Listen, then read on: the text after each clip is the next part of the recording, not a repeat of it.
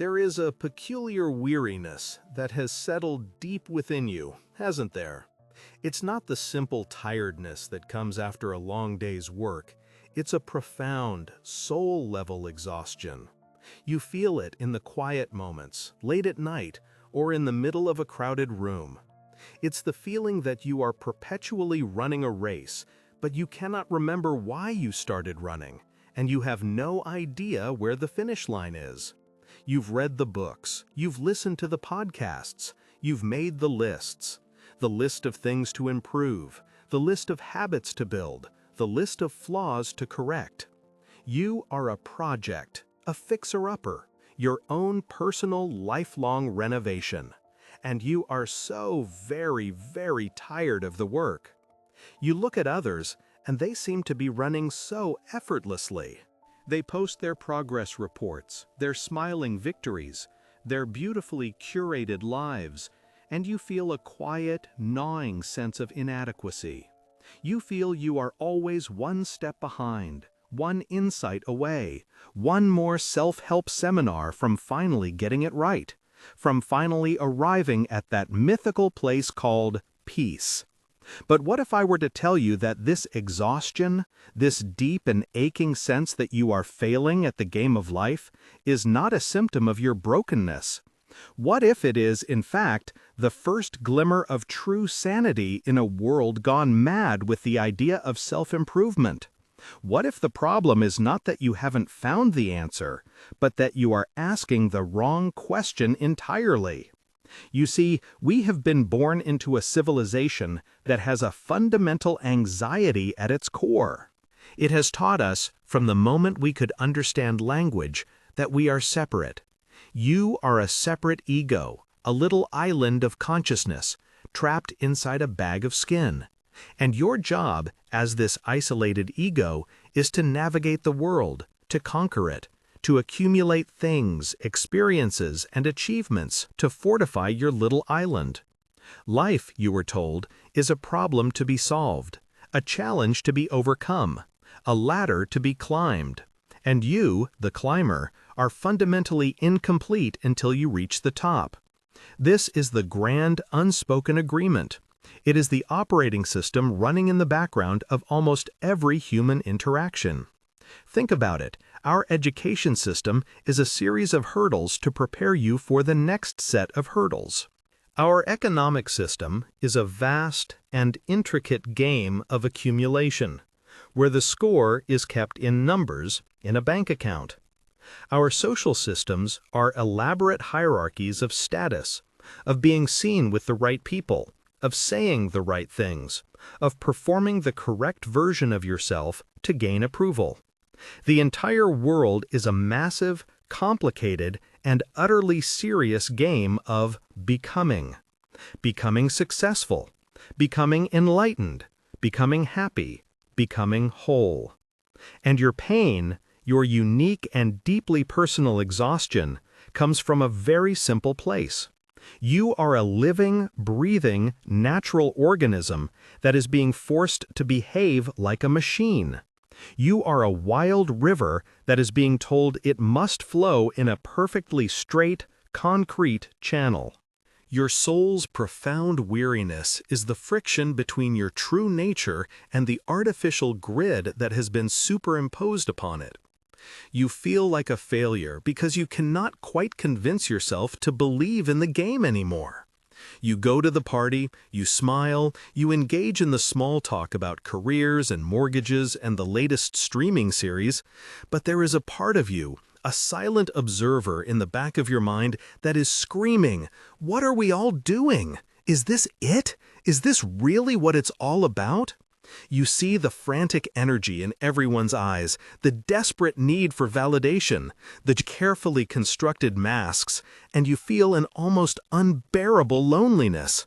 Not because you are alone, but because you are surrounded by millions of people who are pretending, with all their might, that the play is real.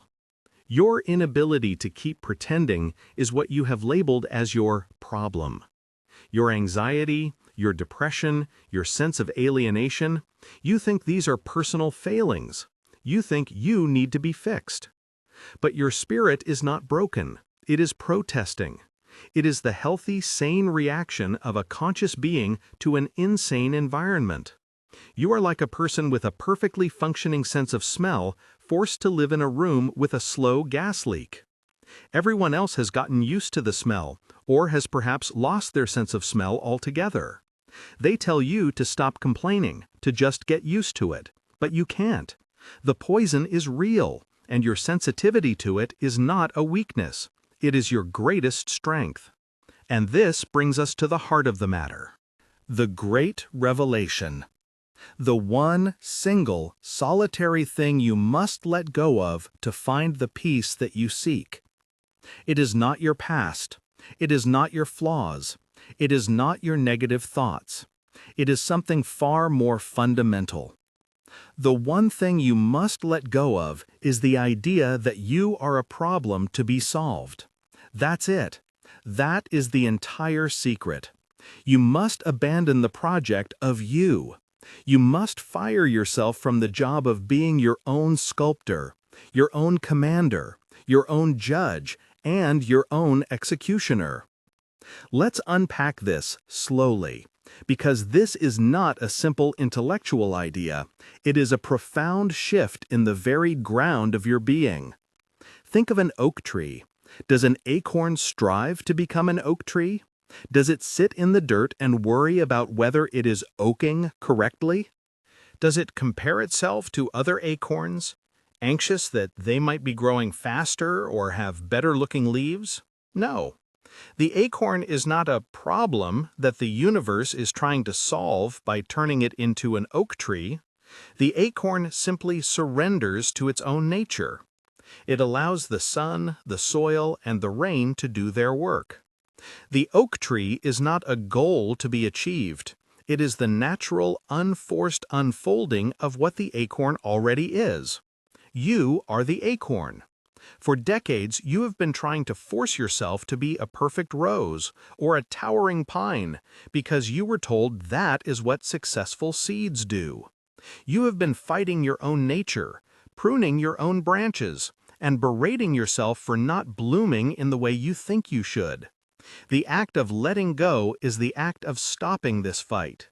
It is the simple, radical, and terrifying act of trusting your own nature. It is the realization that peace is not something you achieve. It is what is left over when you stop struggling. Consider the way you breathe. Do you do breathing? Do you command your diaphragm to contract and your lungs to expand? No, it happens. You can observe it, you can hold your breath for a while and interfere with it, but the fundamental process is an intelligent, autonomous unfolding. The universe is breathing you. In the same way, the universe is living you. Your thoughts, your feelings, your sensations, they are not your problems to manage. They are weather patterns passing through the vast sky of your awareness. You have been taught to be a frantic weatherman, running around trying to stop the rain, trying to command the sun to shine, trying to break up the clouds. You believe it is your job to control the weather of your inner world. This is the source of all your tension. What if your only job was to be the sky, to be the silent, spacious, and unconditional witness to whatever weather comes and goes?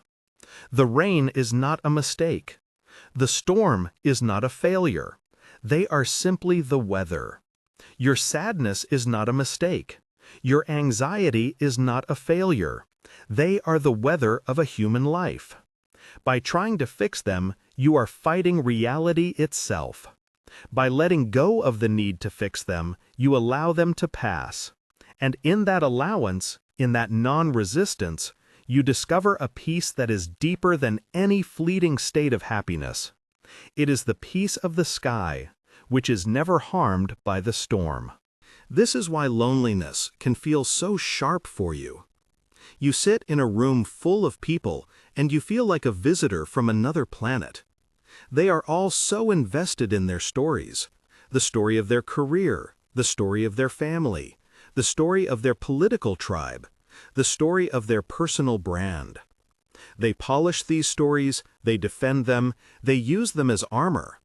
And you see the story for what it is, a story. A beautiful, tragic, sometimes comical story, but a story nonetheless. Your so-called inability to connect is not a social deficiency. It is the dawning of a perception that sees beyond the narrative. You are no longer satisfied with interacting with another person's story. You have a deep, unspoken yearning to connect with the being behind the story. And because so few people are even aware that they are not their story, you find yourself in a state of profound solitude. Do not mistake this for failure. This is not loneliness. This is integrity. It is the refusal of your soul to engage in the collective fiction. It is a sign that you are waking up from the dream, and it is always a little lonely when you are the first one to stir in a room full of sleepers. And what about your infamous procrastination or your lack of motivation? You beat yourself up over it. You see it as a moral failing, a weakness of character. You think you should be more disciplined, more driven. But what if your lack of motivation is not laziness, but a form of wisdom? What if your deep unwillingness to climb the next rung of the ladder is your soul's way of telling you that the ladder is leaning against the wrong wall? Society presents you with a menu of acceptable ambitions. Get the degree, get the job, get the promotion, get the bigger house, get the faster car. For years you tried to want these things. You tried to be hungry for them, but your appetite is gone. This is not a failure of your drive, it is a failure of the menu. Your spirit is quietly and stubbornly refusing to be nourished by junk food. It is holding out for something real, something with substance. The world calls it apathy. You should call it discernment. You are no longer willing to trade your life force for things that do not feed your soul. This is an act of profound self-respect. The process of letting go of the struggle feels, at first, like giving up. It feels like failure. Our entire culture screams that to stop striving is to die. But there is a secret here. You are not letting go of life. You are letting go of your resistance to it. Imagine you are in a river, flailing and fighting against the current, terrified it will carry you somewhere you don't want to go. You are exhausted. You are taking in water. You are drowning in your own effort. Letting go is not about sinking to the bottom. It's about turning over onto your back and floating.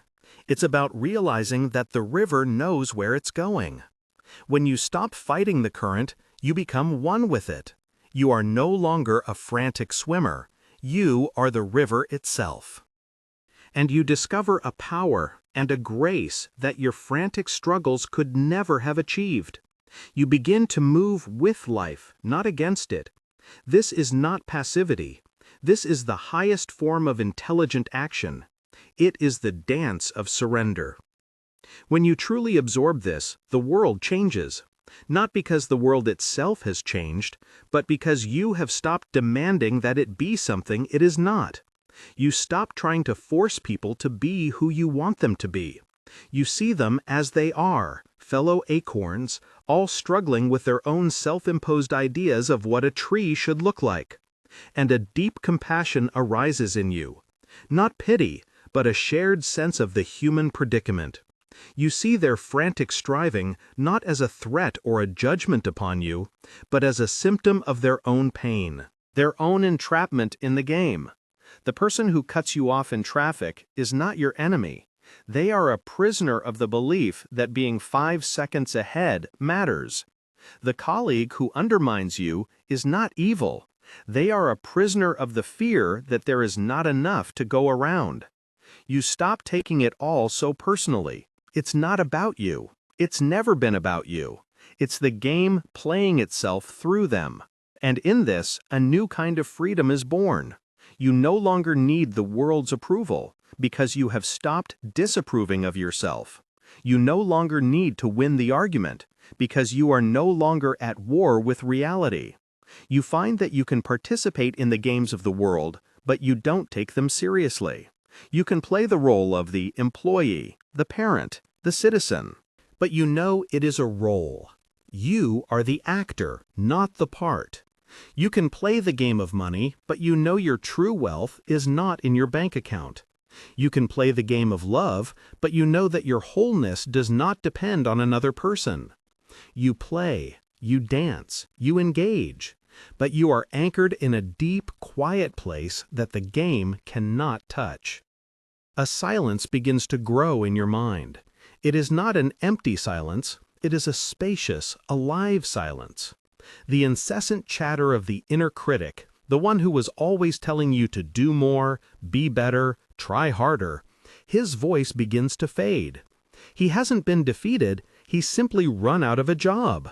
There is no longer a problem for him to solve. There is just this, the feeling of the breath entering and leaving your body.